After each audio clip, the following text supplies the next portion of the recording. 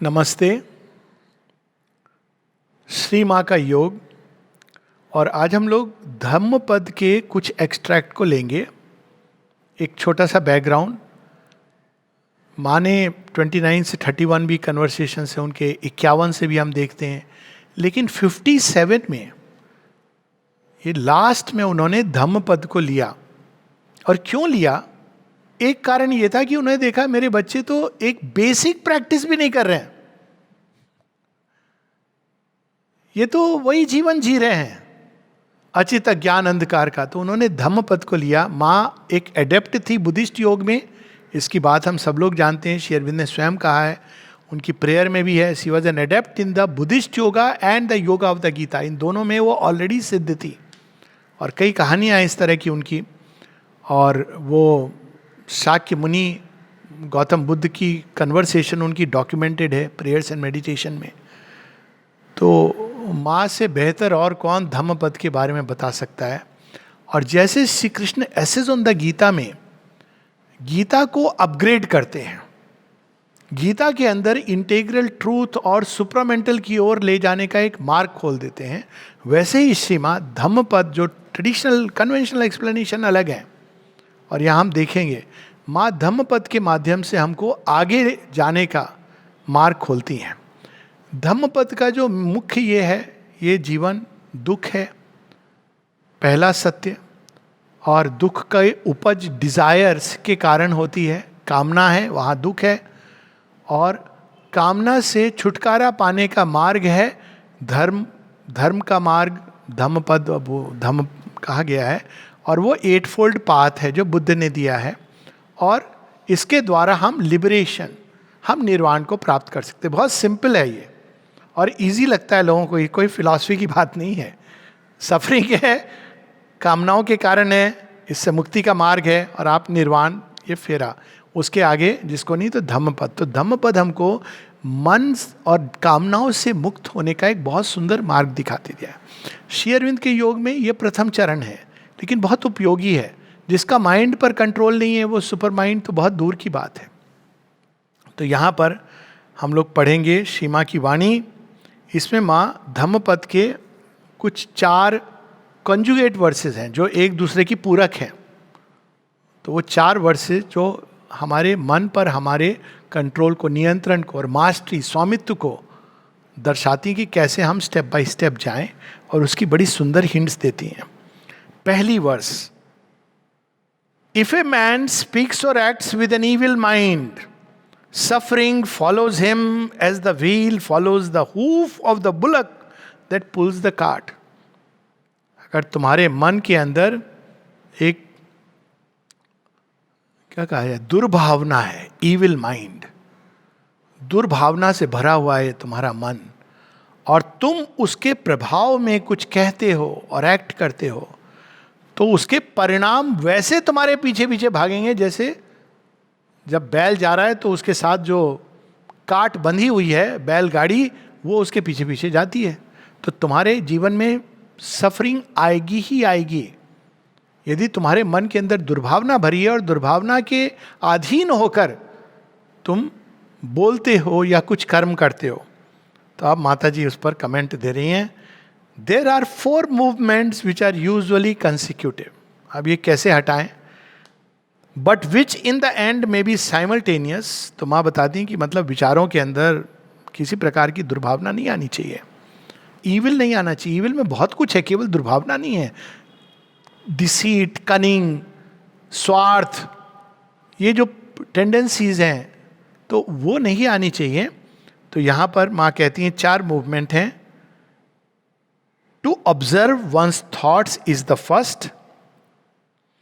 पहले तो ये आना चाहिए कि हम अपने विचारों को देख सकें। सबको थोड़ा थोड़ा बताएंगी माँ। To watch over one thoughts is the second. एक है जहाँ पर साहब आप देख रहे हो क्या हो रहा है, जैसे कोई व्यक्ति देख रहा है घर में जो कुछ हो रहा है। अब वॉच ओवर क्या हो रहा है, एक है कि केवल आप थॉट से अलग होकर देख रहे हैं। बाजार में अब आप देख रहे हैं कि बाजार में कहाँ पे क्या मिल रहा है। यहाँ मीट मच्छी की दुकान है, यहाँ वेजिटेरियन फूड मिल रहा है। अब आप गौर कर रहे हैं। गौर करना।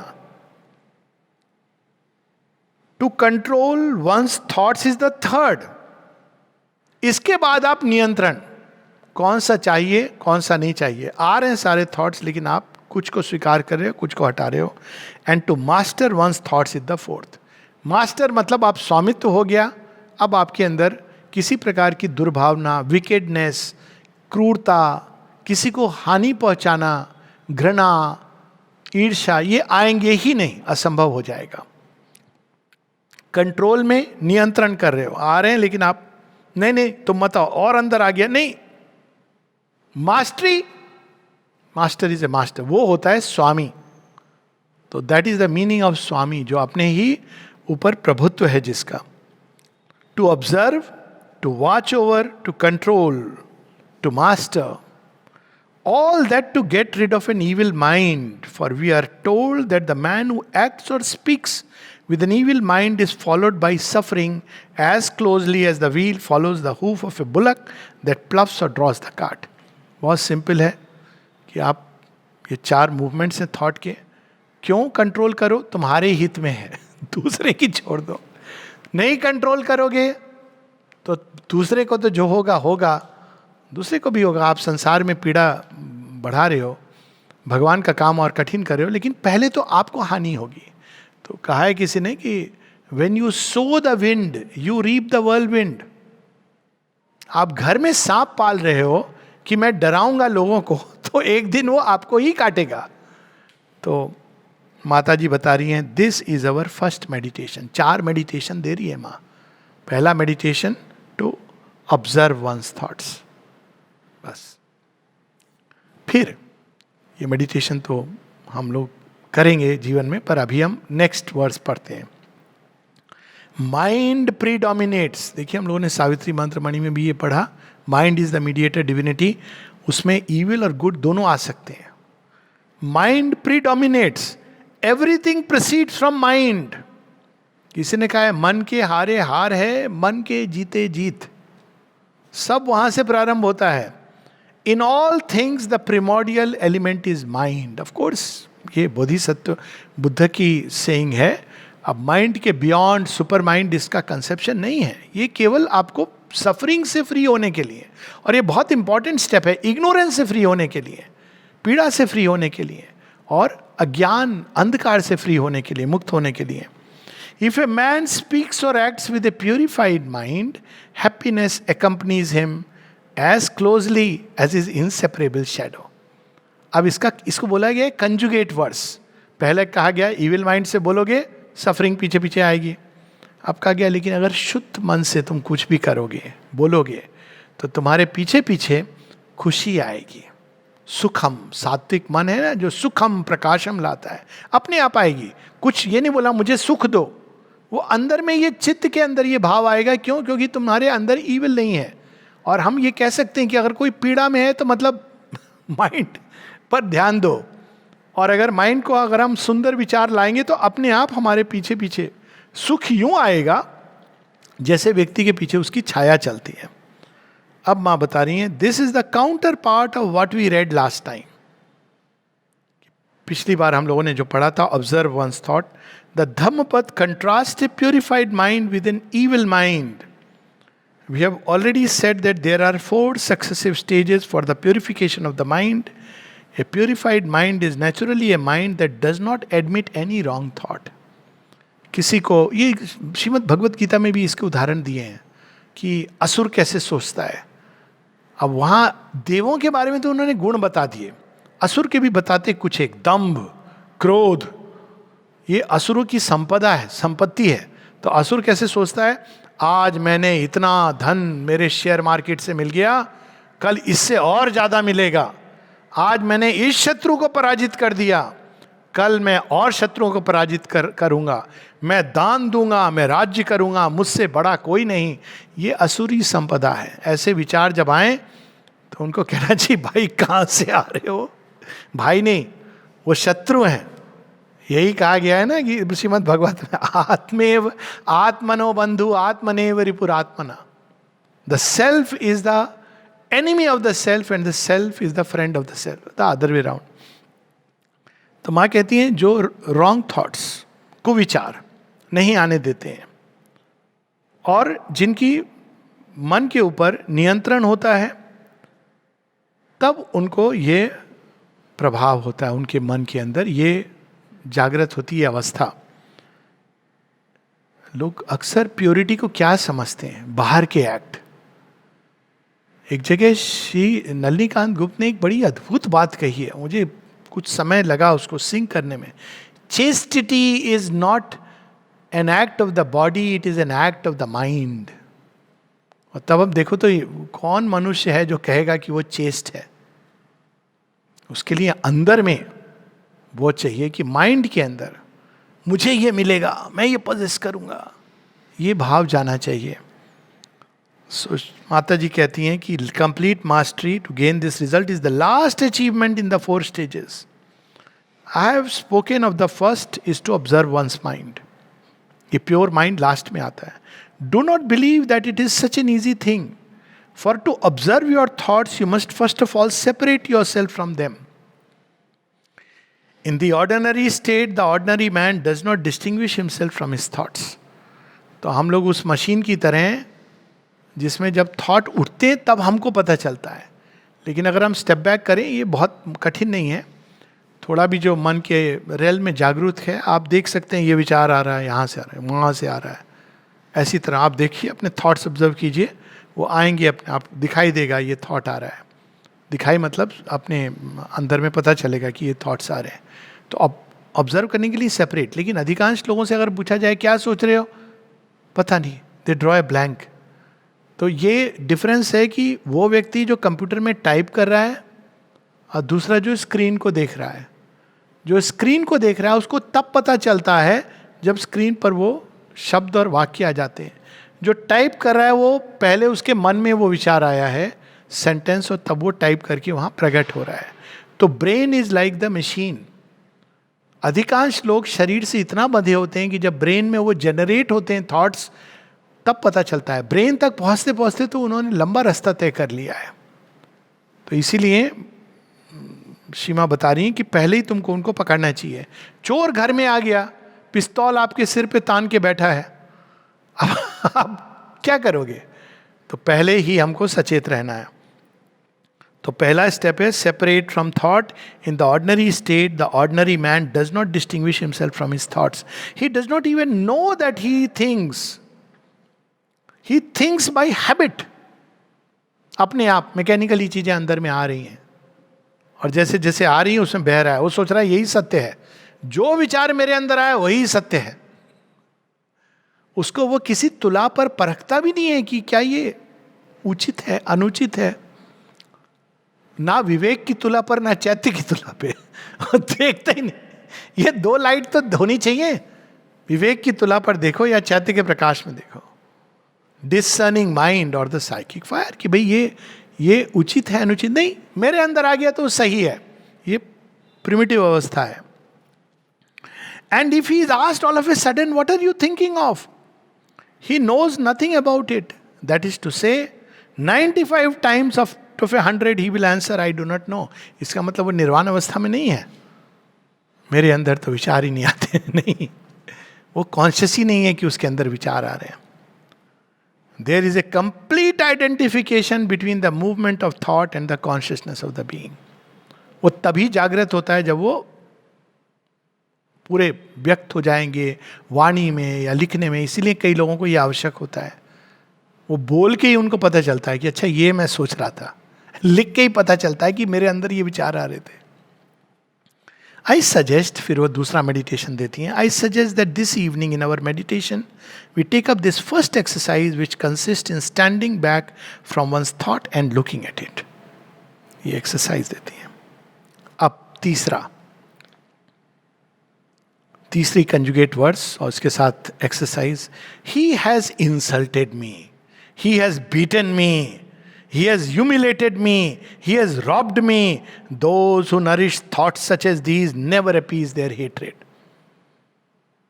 माता जी से किसी ने पूछा था, जिसने पूछा था उसने स्वयं ये बताया, बोला माँ मैं जब निकलता हूँ रोज मुझे इंसल्ट करती है वो सो एंड सो, मैं क्या करूँ? माता जी का उत्तर बड़ा चौंकाने वाला था।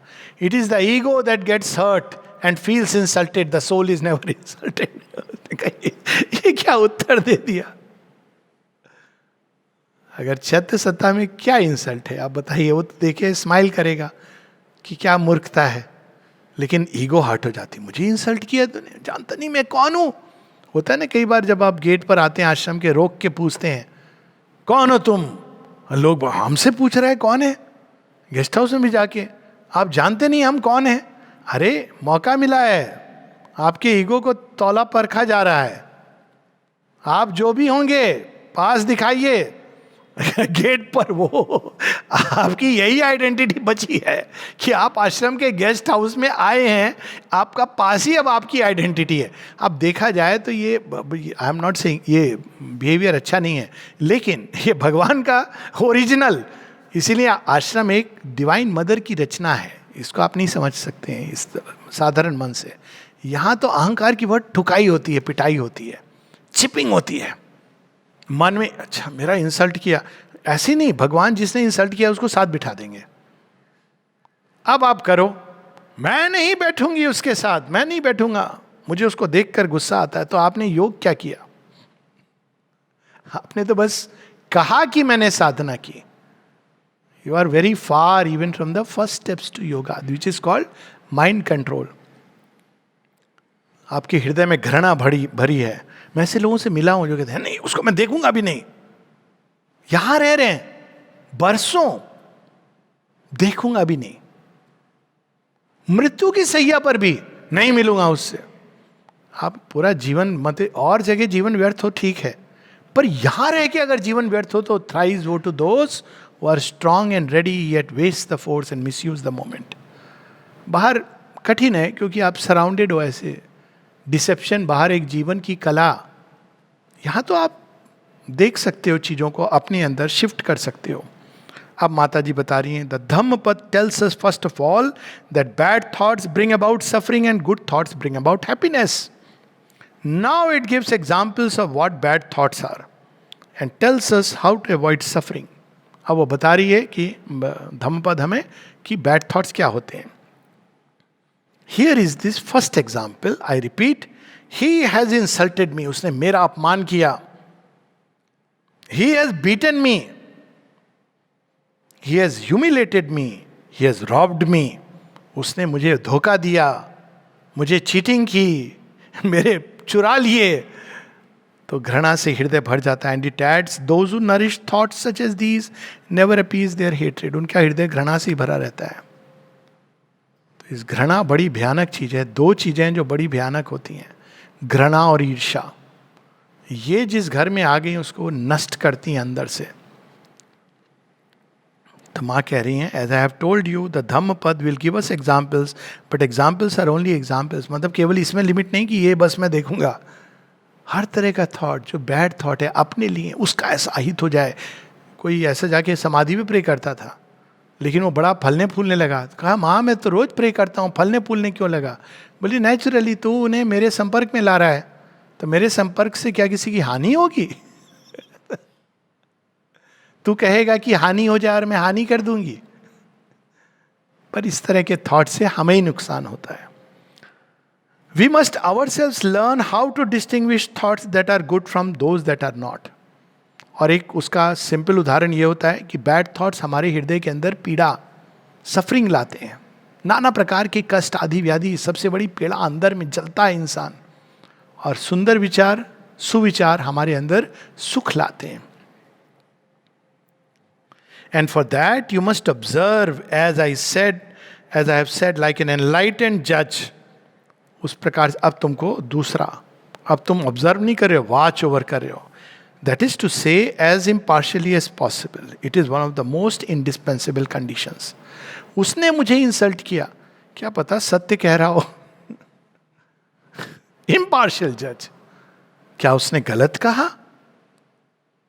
और अगर गलत कहा तो तुम्हें क्यों प्रॉब्लम हो रही है? और अगर सच कहा तो अच्छी बात है, तुमने कुछ डिस्कवर किया अपने अंदर जिसको चेंज करना है।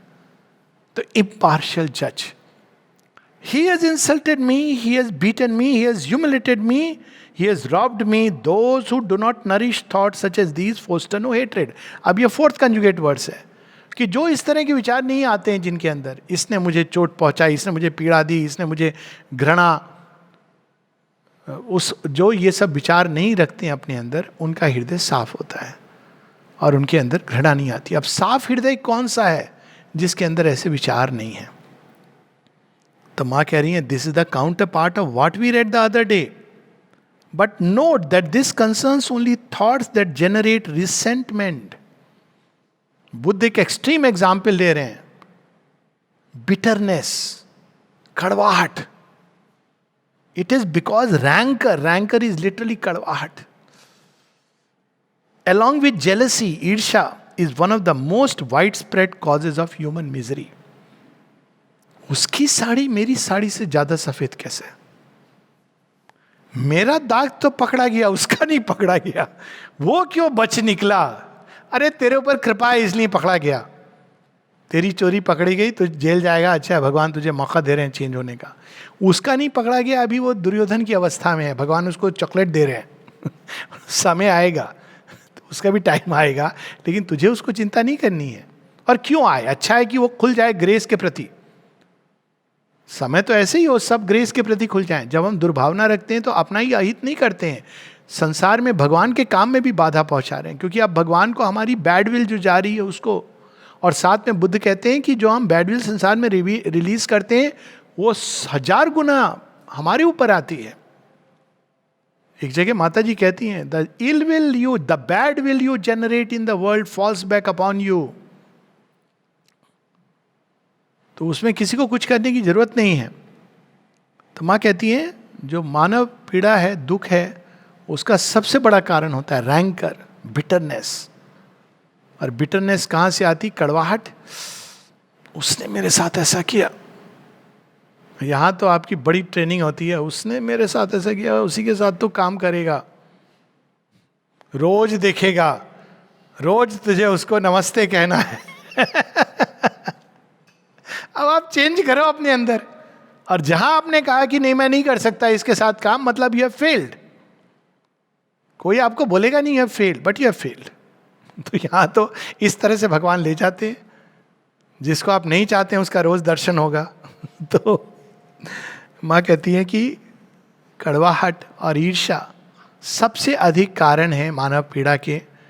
But how to avoid having rancour? तो इसको अवॉइड कैसे करें? माँ स्वयं ये प्रश्न कर रही है, क्योंकि ए large and generous heart is certainly the best means. सबसे सुंदर उपाय हृदय को विशाल बनाना, उदार बनाना। ठीक है, कोई बात नहीं, उसने ऐसा किया, कोई बात नहीं। किसी ने एक बड़ी सुंदर बात कही है, क्षमा बड़न को चाहिए, छोटन को उत्पात। लेकिन वो फिजिकल एज से संबंधित नहीं है। जो चेतना में उदात होते हैं, नोबल होते हैं, वो पहले क्षमा करना सीखते हैं। आप देखिए अर्जुन को, अर्जुन क्यों है? वो कर्ण को उसने उसके बेटे को मार डाला है, फिर भी जब वो जमीन पर कान्हा सच में करूं कि नहीं करूं इसका वध?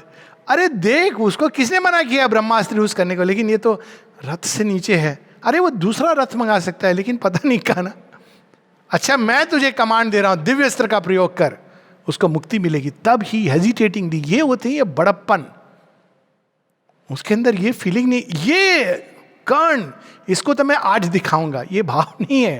कर्ण के अंदर ये भाव रहता है, अर्जुन को एक दिन में मजा चखाऊंगा कि कौन बड़ा है। अर्जुन के अंदर ये भाव नहीं आता है। That is the difference between Karna and Arjun.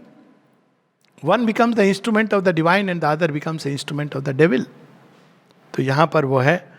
But how to avoid? A large and generous heart is certain the best means कि सबसे सुंदर है अगर एक विशाल और उदात हृदय हो, उदार हृदय हो, जो क्षमा करना जानता हो। But that is not within the reach of all.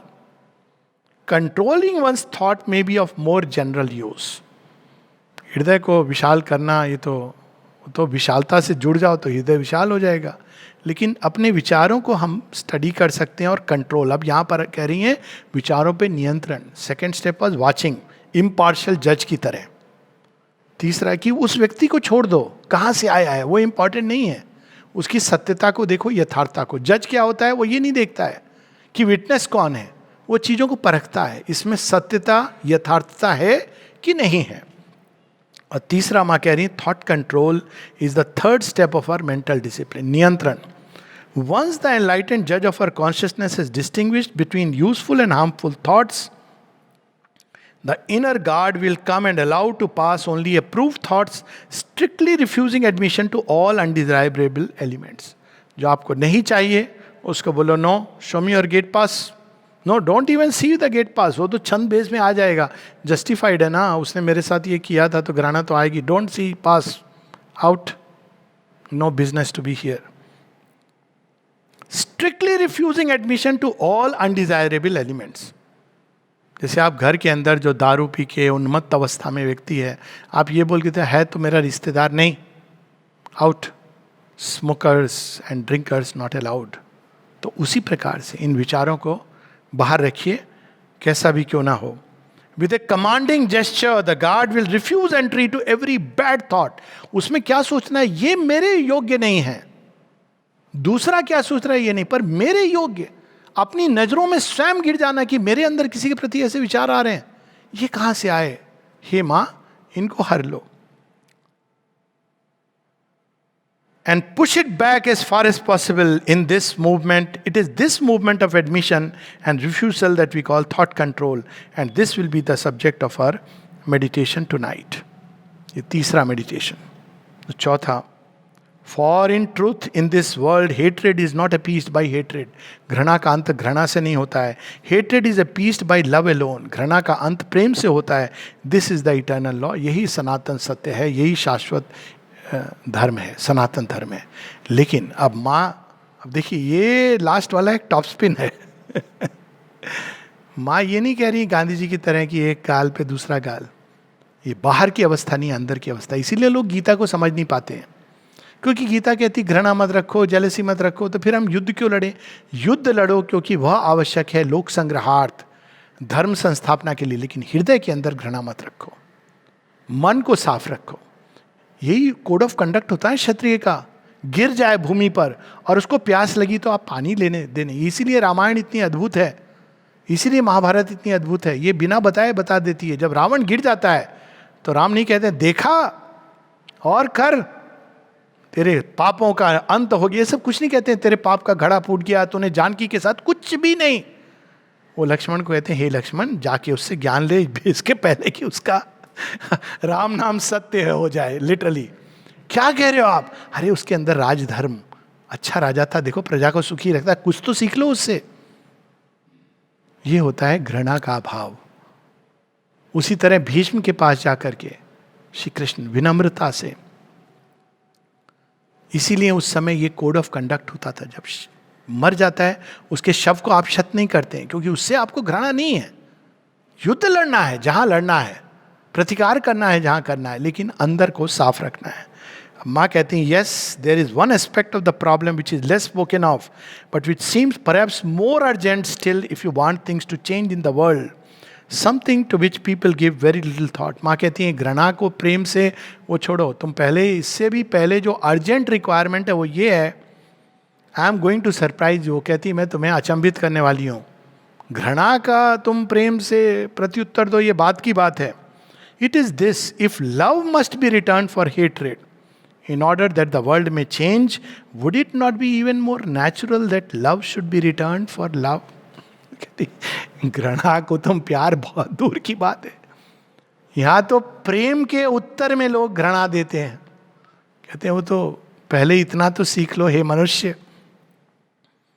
और फिर कहते हैं, if one considers the life and action and heart of men as they are, one would have every right to be surprised at all the hatred, contempt, वो गया गुजरा, contempt, or at least the indifference which are returned for this immensity of love which the divine grace pours upon the world.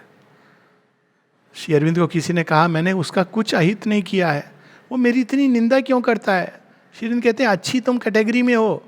Ishwar Chandra Vidyasagar ने ये बात कही थी कि वो तुम्हारी निंदा करता है क्योंकि तुमने उसका अच्छा किया है. वो निंदा करके संतुष्ट हो रहा है कि उसने क्या अच्छा किया है, तो निंदा का पात्र है. मतलब कृतज्ञता की जगह वो निंदा, पर निंदा का सुख. फॉर दिस इमेंस, वो ईश्वरचंद विद्यासागर का जोक ये था कि वो मेरी निंदा क्यों कर रहा है, मैंने तो उसका कुछ भी अच्छा नहीं किया है. That was a joke.